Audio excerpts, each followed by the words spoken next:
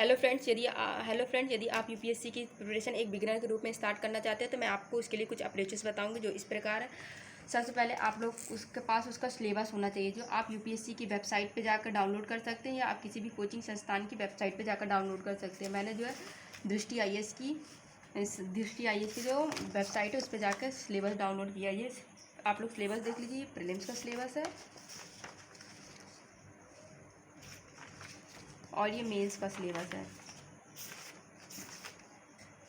आप लोग इसको डाउनलोड कर सकते हैं। उसके बाद आपको पास उसके पास प्रीवियस ईयर के क्वेश्चंस पेपर होने चाहिए जो आप आजकल सभी जैसे कोचिंग्स हैं, दृष्टि है, जीएस वर्ल्ड है, दी आईएएस है, विजन आईएएस है, सबके जो वेबसाइट है उस पर जाके मतलब डाउनलोड करके आप देख सकते हैं। मैंने तो दृष्टि आईएएस के प्रीलिम्स के सॉल्व पेपर ख़रीदे हैं। अगर आपको लेना है तो आप भी ले सकते हैं, ये डाउनलोड कर सकते हैं।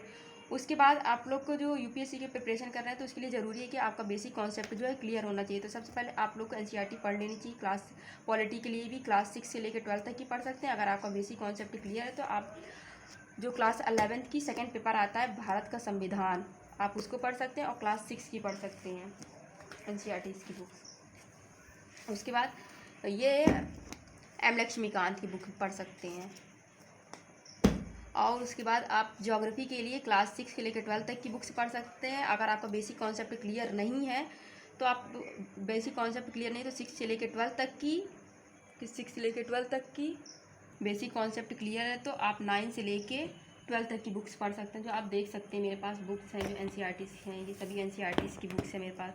9th की 8th की और ये 9th की है मेरे पास। मैंने तो मेरा बेसिक कॉन्सेप्ट क्लियर नहीं था तो मैंने 6 लेके 12 तक की पढ़ी है। अगर आपका बेसिक कॉन्सेप्ट क्लियर है तो आप 9 से लेके 12 तक की पढ़ सकते हैं। उसके बाद आता है इकोनॉमिक्स जो आप क्लास 9 से 12 तक की पढ़ सकते हैं। इकोनॉमिक क्लास 9 से 12 तक की पढ़ सकते हैं क्योंकि जो इकोनॉमिक्स की बुक्स आती है वो 9 से लेकर 12 तक की आती है। तो आप ये लोग बुक देख लीजिए। सबसे पहले ये 11th की बुक है, ये 12th की बुक है, ये 10th की बुक है, ये 9th की बुक है। हिस्ट्री के लिए आप क्लास 6 से लेकर 12 तक की बुक पढ़ लीजिए अगर आपका बेसिक कॉन्सेप्ट क्लियर नहीं है तो। और उसके बाद मैं आपको जो हिस्ट्री में कई पार्ट्स होते हैं जैसे एंशिएंट हिस्ट्री है, मेडिवल हिस्ट्री है, मॉडर्न हिस्ट्री है, उसके साथ साथ आर्ट एंड कल्चर का भी पोर्शन आता है। तो आप सबसे पहले एंशिएंट के लिए जो बुक्स आती है वो क्लास 6 की जो न्यू एनसीईआरटी की बुक नहीं आती है उसको, और क्लास 11th की ओल्ड एनसीईआरटी की बुक्स जो रामचरण शर्मा की आती है मैं आप लोग को दिखा देती हूँ। ये क्लास 11th की जो है एंशिएंट के लिए रामचरण शर्मा की बुक आती है। और उसके बाद ये क्लास 6 की बुक्स है एंशिएंट के लिए, आप इसको पढ़ सकते हैं।